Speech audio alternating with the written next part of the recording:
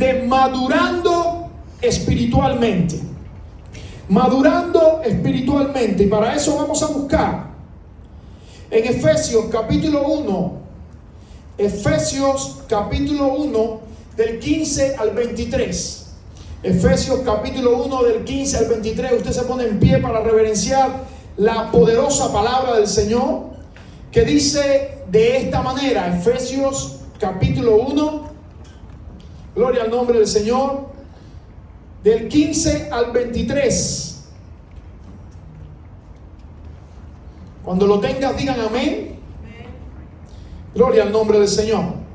Dice así la palabra de Dios: por esta causa también yo, habiendo oído de vuestra fe en el Señor Jesús y de vuestro amor para con todos los santos, no ceso de dar gracias por vosotros, haciendo memoria de vosotros en mis oraciones, para que el Dios de nuestro Señor Jesucristo, el Padre de gloria, os dé espíritu de sabiduría y de revelación en el conocimiento de Él, alumbrando los ojos de vuestro entendimiento, para que sepáis cuál es la esperanza a que Él os ha llamado, y cuál la riqueza de la gloria de su herencia en los santos, y cuál la supereminente grandeza de su poder para con todos nosotros los que creemos, según la operación del poder de su fuerza, la cual operó en Cristo, resucitándole de los muertos y sentándole a su diestra en los lugares celestiales, sobre todo principado y autoridad y poder y señorío, y sobre todo nombre que se nombra no solo en este siglo, sino también en el venidero, y sometió todas las cosas bajo sus pies, y lo dio por cabeza sobre todas las cosas a la iglesia, la cual es su cuerpo, la plenitud de aquel que todo lo llena en todo. Ese es nuestro Dios. Oramos. Padre, te damos gracias por tu amor, por tu misericordia, por tu bondad, por tu fidelidad. Gracias por tu cuidado, Señor. Te pedimos que la palabra hoy nos alumbre, que la palabra hoy nos guíe, que la palabra hoy nos instruya, que la palabra hoy, Señor, una vez más, Padre, nos ministre a nuestro espíritu y podamos, Dios mío, entender el propósito por el cual hemos sido creados y la tarea que tú nos has dado para cumplir, Señor. Ayúdanos a recibir tu palabra de parte tuya, Señor. Ayuda al predicador a exponer tu palabra, Señor, en el nombre de Jesús. Amén y amén. Gloria al nombre del Señor. Sin duda estamos viviendo en momentos bien difíciles. Pueden tomar su asiento. Estamos viviendo en momentos bien difíciles, donde las personas están desorientadas. Las personas están como que no creciendo espiritualmente. Las personas no están avanzando espiritualmente. Se están quedando en un punto donde no hay progreso a la imagen de Cristo. No hay avance a la imagen de Cristo. Es como que si los cristianos estuvieran paralizados en sus sentidos espirituales. Dentro de la iglesia se empiezan a manifestar cosas de la carne, obras de la carne, bendito sea el nombre del Señor. Y estas obras de la carne no nos hacen avanzar, no nos hacen crecer, no nos hacen manifestarnos como la iglesia de Cristo. Ahí usted tiene los textos: Gálatas capítulo 5, verso del 18 al 22, y Colosenses capítulo 3 del 5 al 9, donde habla que todo pleito, toda ira, toda disensión, todo enojo, toda fornicación, todo adulterio, y empieza a mencionar varias obras de la carne, debe ser quitada del pueblo de Dios, debe ser movida del pueblo de Dios. ¿Por qué? Porque nosotros necesitamos llegar a la estatura del conocimiento de Cristo Jesús. Algunos, cuando reciben la salvación, se quedan paralizados en la regeneración. Ahí dice Tito que cuando nosotros recibimos la salvación es como un paquete de regeneración y renovación. Muchos piensan que creer en el Señor ya es suficiente y se paran en la regeneración y se despreocupan de la renovación, de transformarse a la imagen de Cristo Jesús. Segunda de Corintios capítulo 3, verso 18 dice que todos mirando a cara descubierta como en un espejo la gloria del Señor, somos transformados de gloria en gloria como por el Espíritu del Señor. Como por el Espíritu del Señor. Entonces necesitamos avanzar un poquito más allá, madurar espiritualmente, convertirnos a la imagen de Cristo, transformarnos a la imagen de Cristo, porque Él es el primogénito entre todos nosotros, entre todos los hermanos. Entonces, ¿qué es madurar? Entonces, cuando vamos a los diccionarios, la palabra madurar significa lo siguiente: es un estado de un fruto que ha alcanzado un desarrollo pleno. Es un estado de una cosa que ha alcanzado su pleno desarrollo, o de una persona que ha alcanzado su mejor momento en algún aspecto. Es un conjunto de características que se consideran propias de las personas maduras, como prudencia, como buen juicio, como sensatez. Una persona madura es una persona que ha logrado que el carácter de Cristo se entrone en su vida, y aunque no está completamente desarrollado el carácter, aunque no está terminado, porque lo terminaremos en la glorificación, va caminando, va escalando peldaños a la imagen de Cristo. Ahora, esta oración que Pablo hace en Efesios capítulo 1 es una de las oraciones más teológicas que existen en toda la Biblia. Es una oración con un profundo significado espiritual al cual nosotros le tenemos que prestar suma atención. Él ora en el capítulo 3 del verso 14 al 21 para que Dios dé amor en Cristo Jesús a los hermanos. Pero en el capítulo 1 ora para que Dios le dé a los hermanos espíritu de revelación y espíritu de sabiduría en el conocimiento de Él. Pablo ora.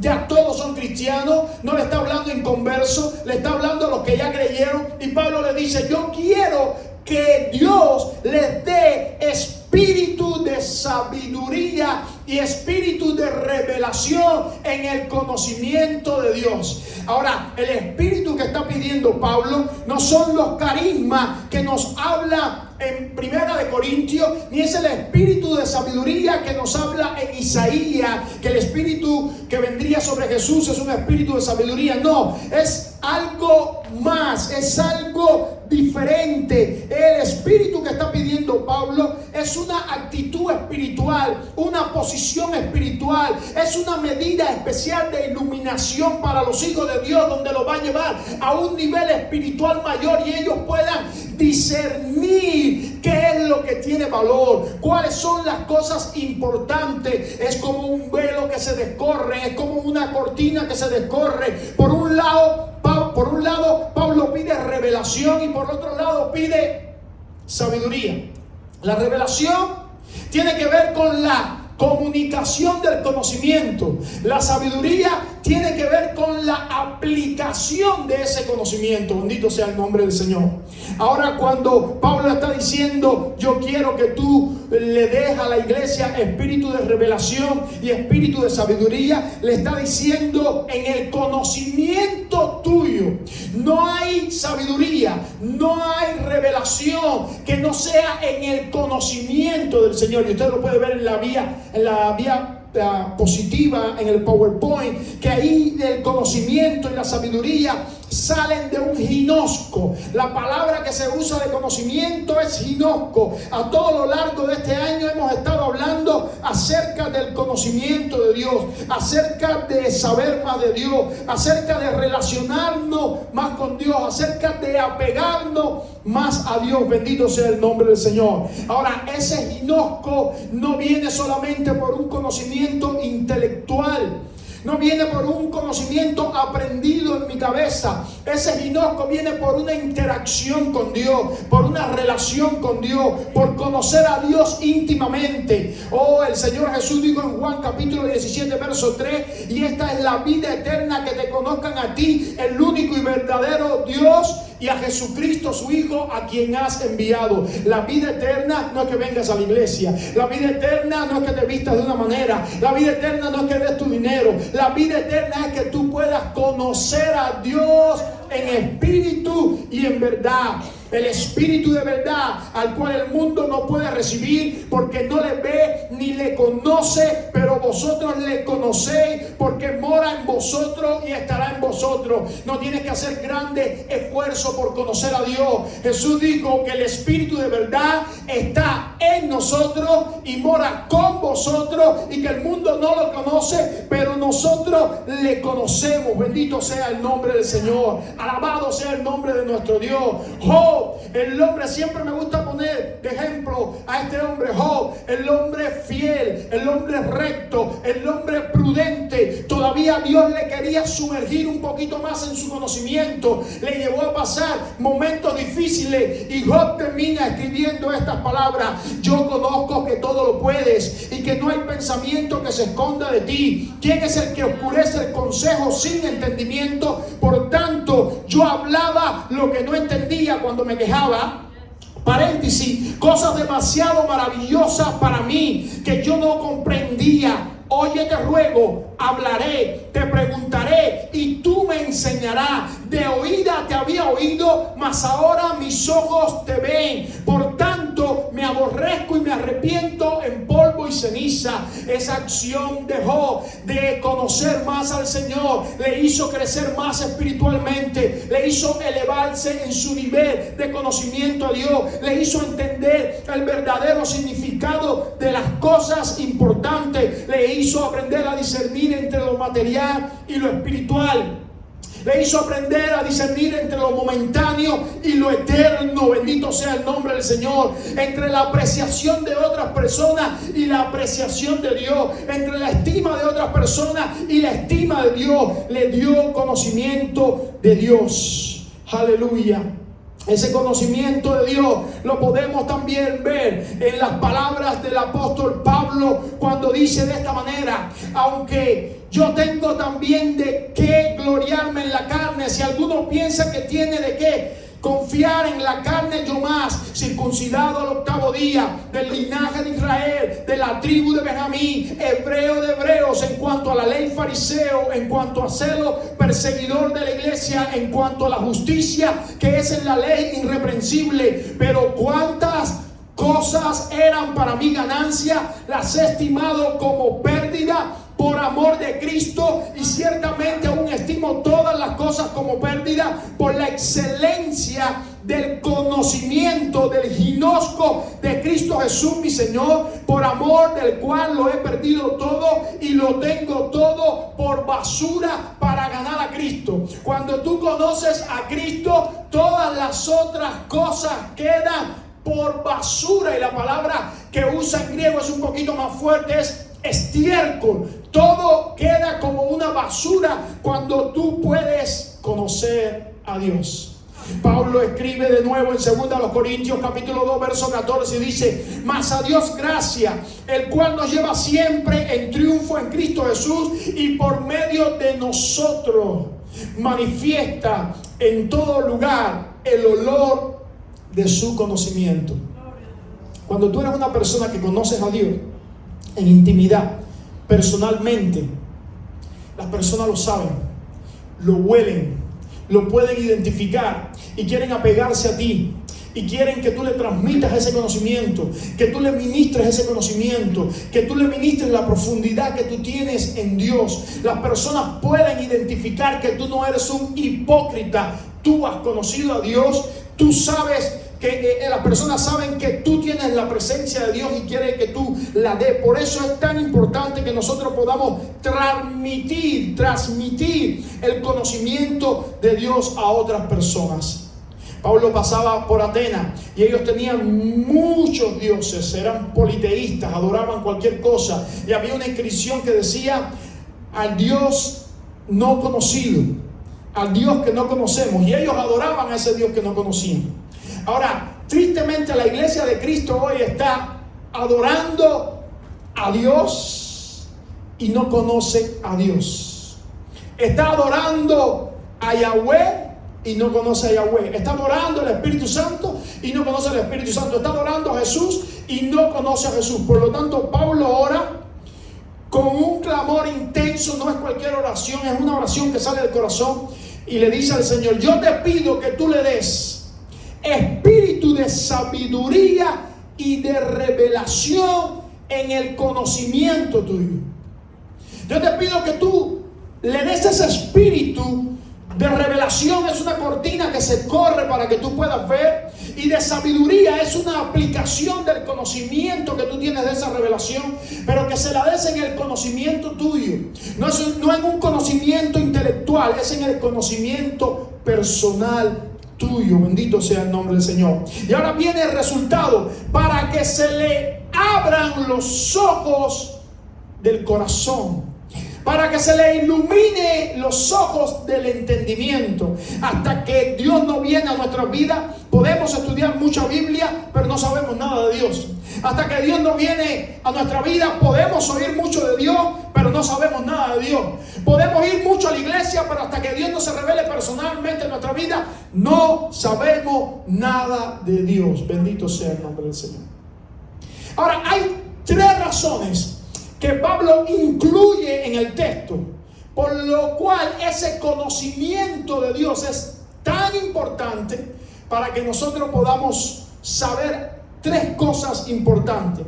Y la primera la dice en el verso 18, si está conmigo, del capítulo 1 de Efesios: para que sepáis cuál es la esperanza a que Él os ha llamado. Para que sepáis cuál es la esperanza a que Él os ha llamado.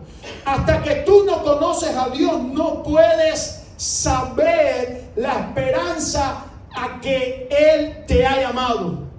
Tú tienes una esperanza.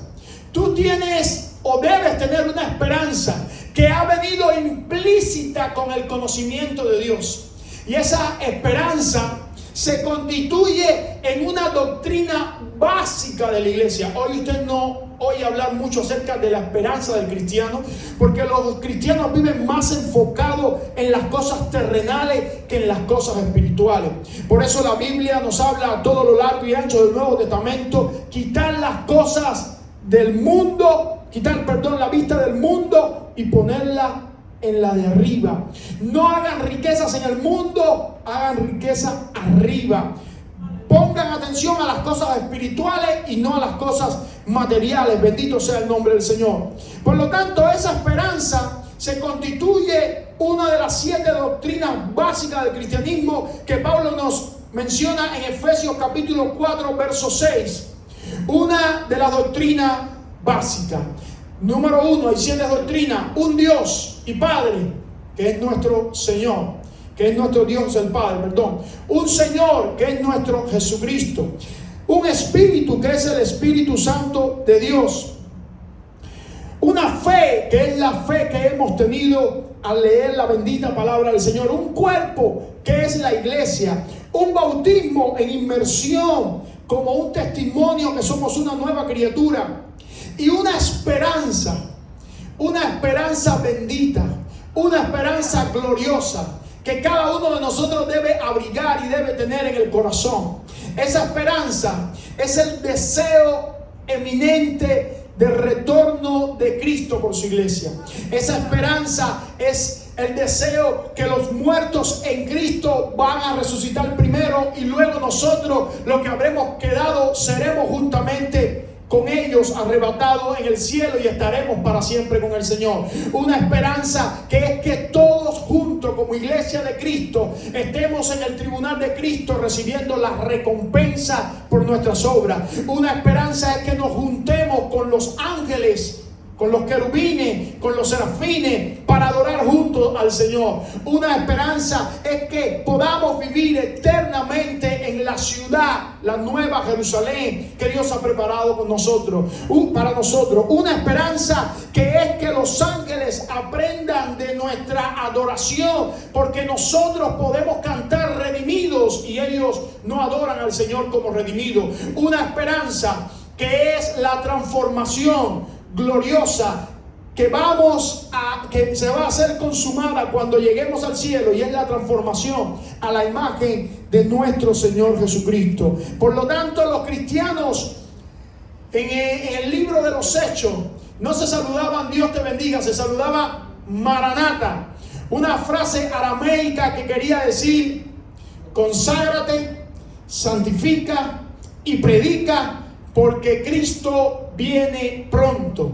Era tan grande la esperanza que ellos tenían que ese era el saludo. Oye, recuerda que Cristo viene pronto. Maranata, vive como que Cristo viene pronto. Vive con la expectativa que nos vamos de pronto. Vive así, seamos sobrios. La pastora predicaba el miércoles, seamos como las vírgenes prudentes. Estemos sobrios con nuestras copas llenas de aceite. Segunda razón, número 1, que tengamos una esperanza. Número 2, es que dice Pablo, ¿y cuál la riqueza de la gloria de su herencia en los santos? Y esto no nos está diciendo que nosotros tenemos una herencia, aunque de alguna manera puede ser incluido también. Esto nos está diciendo que nosotros somos la herencia del Señor. Alabado sea el nombre de Jesús. Miren lo que dice los versículos del contexto, el versículo 5 y el 11, habiéndonos predestinado para ser adoptados hijos suyos por medio de Jesucristo, según el puro afecto de su voluntad. Dice el 11, en él asimismo tuvimos herencia, habiendo sido predestinados conforme al propósito del que hace todas las cosas según el designio de su voluntad. Ahí la proposición en griego en no es en, sino entre los santos, y sería según la herencia que Dios tiene entre los santos. Tú y yo, escuche esto, hemos sido preparados, predestinados por Dios desde antes de la fundación del mundo para convertirnos en una herencia de Dios. Yo te voy a dejar un tiempo para que tú entiendas la importancia de esto. Tú no eres cualquier cosa, tú eres herencia de Dios. Como iglesia hemos sido predestinados para ser herencia de Dios. Herencia de Dios. Dios nos ha elegido como iglesia para ser herencia de Él. Dios se goza de tenernos a nosotros como herencia. En la eternidad pasada, Dios nos preparó como herencia. En la eternidad futura, Dios disfrutará de nosotros y nosotros de Él como herencia que somos. Y en el lapsus de las dos eternidades, tú y yo estamos en un proceso de transformación a la imagen de Cristo para ser herencia de Dios consumada en los cielos. Para eso tú necesitas espíritu de revelación y espíritu de sabiduría para saber quién tú eres. No eres cualquier cosa, tú eres herencia de Dios.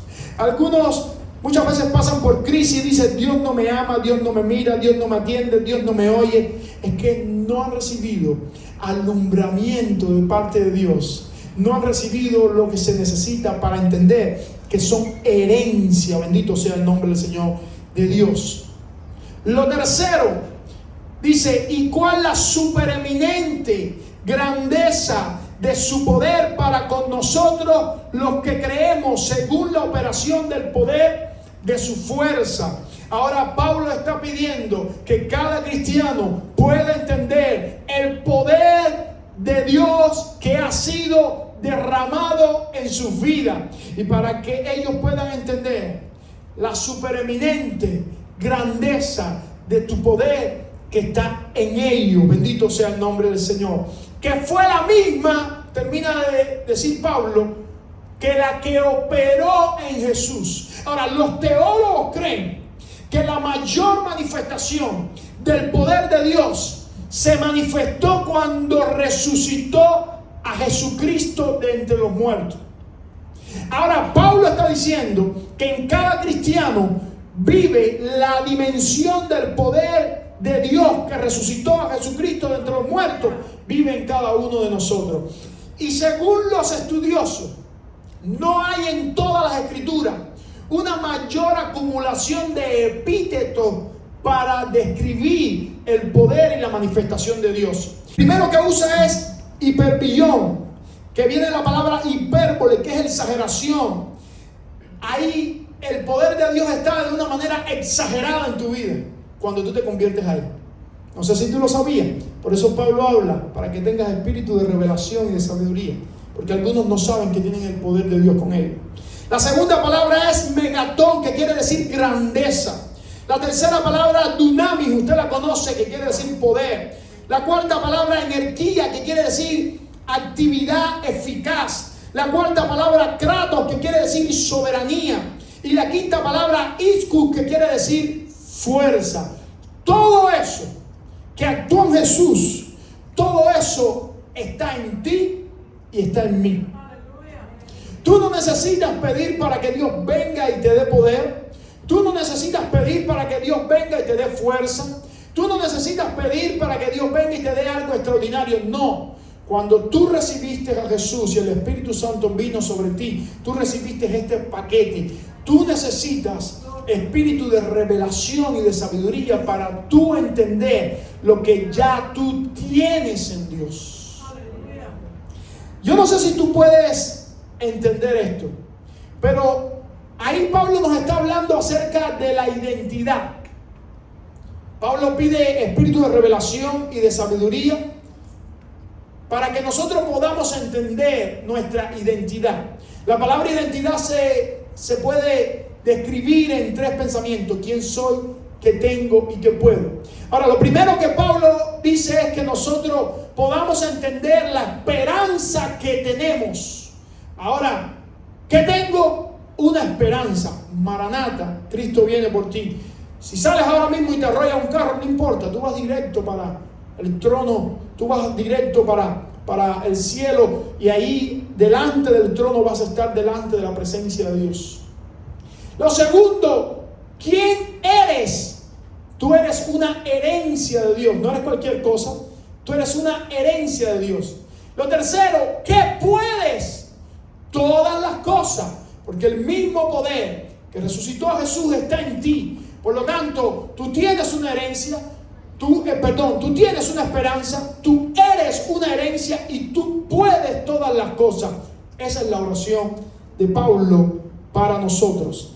En esta oración Pablo incluye elementos objetivos, como conocer a Dios, la esperanza que tenemos y la herencia que somos, y subjetivo, que se alumbren los ojos del entendimiento y que Dios nos dé poder. Ahora, muchas veces nosotros queremos lo subjetivo, que se alumbre nuestro entendimiento y el poder se manifieste en nosotros, y no queremos lo objetivo. Primero viene lo objetivo y después viene lo subjetivo. Si yo no conozco a Dios, que es lo objetivo, no puede venir lo subjetivo, que es manifestación del poder de Dios. Yo no puedo orar por los enfermos y se sanen si yo no conozco a Dios. Yo no puedo echar fuera a los demonios si yo no conozco a Dios. Yo no puedo vencer la tentación si yo no conozco a Dios. Yo no puedo estar en victoria si yo no conozco a Dios. Primero yo necesito lo objetivo, y luego, después de lo objetivo, viene lo subjetivo, que se alumbre mi entendimiento y que yo pueda tener el poder de Dios y la manifestación de Dios en nosotros. Terminamos con la parte posterior de esta escritura, que dice que el Señor puso por cabeza a Jesús sobre todo principado, toda potestad, sobre todo nombre, sobre todo imperio, sobre todo trono. Bendito sea el nombre del Señor. Ahora, uno de los 4 nombres de nuestro Dios en el Antiguo Testamento era Yahweh, que quiere decir el gran yo soy. Otro era Elohim, que quiere decir el juez. Otro el Shaddai, que quiere decir el todopoderoso. Y uno de esos nombres era, ¿cuál era? El que dice Señor, ¿cuál era? Adonai. Muy bien. El Adonai habla del gobierno de Dios, del señorío de Dios. Ahora, cuando Cristo vino, había una costumbre que le decían al César, se arrodillaban delante de su presencia y le decían: Kyrios César, César, tú eres el Señor.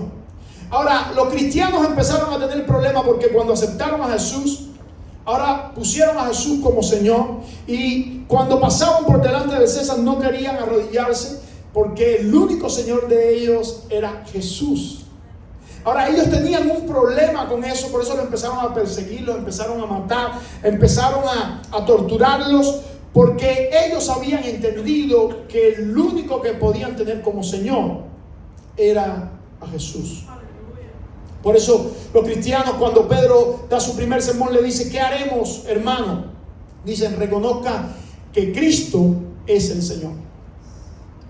Es el más grande. Es el que toma el timón de nuestras vidas. Ahora, esto quiere decir que como Cristo es Señor, nosotros somos sus esclavos. En el Antiguo Testamento habían tres posiciones para esclavos. Estaba el jornalero, el que trabajaba por dinero. Estaba el esclavo de los 6 días, el que tenía una deuda y se entregaba para trabajar, para saldar esa deuda. Pero había un último tipo de esclavo y era doulos. Este último tipo de esclavo era el que había trabajado por 6 años y al final de los 6 años el amo o el que le tenía como esclavo tenía que devolverle la riqueza y tenía que devolverle el ganado y tenía que enviarlo. Pero este esclavo, este doulos, escuche esto, se había sentido tan bien con su amo, había tenido tanta compenetración con su amo, que al final de los 6 años le decía al amo: no, yo quiero quedarme siendo tu esclavo eternamente y para siempre. Y este era el doulos.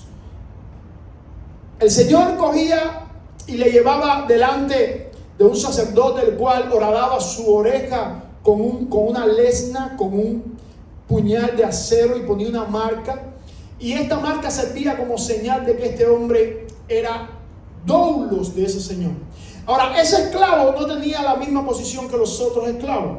Ese esclavo pasaba a vivir en la casa de su señor, pasaba a ser mayordomo de su señor, pasaba a sentarse en la mesa de su señor y pasaba a administrar los bienes de su señor. Nosotros tenemos una cabeza que es el Señor y nos hemos convertido en esclavos de Cristo. Y como esclavos de Cristo, ahora Jesús le dice: ya no sois más mis esclavos, ahora vienen a ser mis amigos. Hemos sido un tipo de esclavo doulos, que hemos tenido la bendición de acercarnos a la mesa del Señor, de disfrutar de las bendiciones del Señor, de acercarnos a nuestro Dios. Y hemos tenido tales bendiciones como administrar las cosas de nuestro Dios. Por eso todo lo que nosotros tenemos en nuestra vida, sea dinero, sea familia, sea bienes materiales, sea ministerio, sea lo que sea, son de nuestro Dios. Y nosotros somos administradores de las cosas de nuestro Dios. Por eso cuando tú y yo recibimos espíritu de revelación y de sabiduría, entonces nosotros podemos recibirlo en el conocimiento de Dios y podemos entender quiénes somos, qué tenemos y qué podemos. Y de esta manera podemos ser impulsados para la extensión del reino de Dios y podemos cooperar con nuestro Señor. En otras palabras, lo que he querido predicarte es que tú necesitas acercarte a Dios. Necesitas conocer a Dios en intimidad. Necesitas tener relación con Dios en intimidad. Necesitas personalmente conocer a Dios más que una religión, más que una tradición, más que una institución. Porque hasta que tú no conozcas a Dios, ese espíritu de sabiduría y de revelación no vendrá. No se te caerá la cortina de incredulidad. No podrás actuar en tu vida sabiamente. ¿Sabes que no es la sabiduría? Mencionábamos que es la aplicación del conocimiento. Pero no es un conocimiento teórico, es un conocimiento experimental de Dios. Puedes estudiar la Biblia de principio a fin, tener mucho conocimiento, pero si no conoces a Dios, no vas a lograrlo. Tú y yo necesitamos conocer a Dios. Y la buena noticia es que Él está ahí esperando por nosotros. La Biblia dice en Santiago capítulo 5 que el Espíritu de Dios nos anhela celosamente. Bendito sea el nombre del Señor.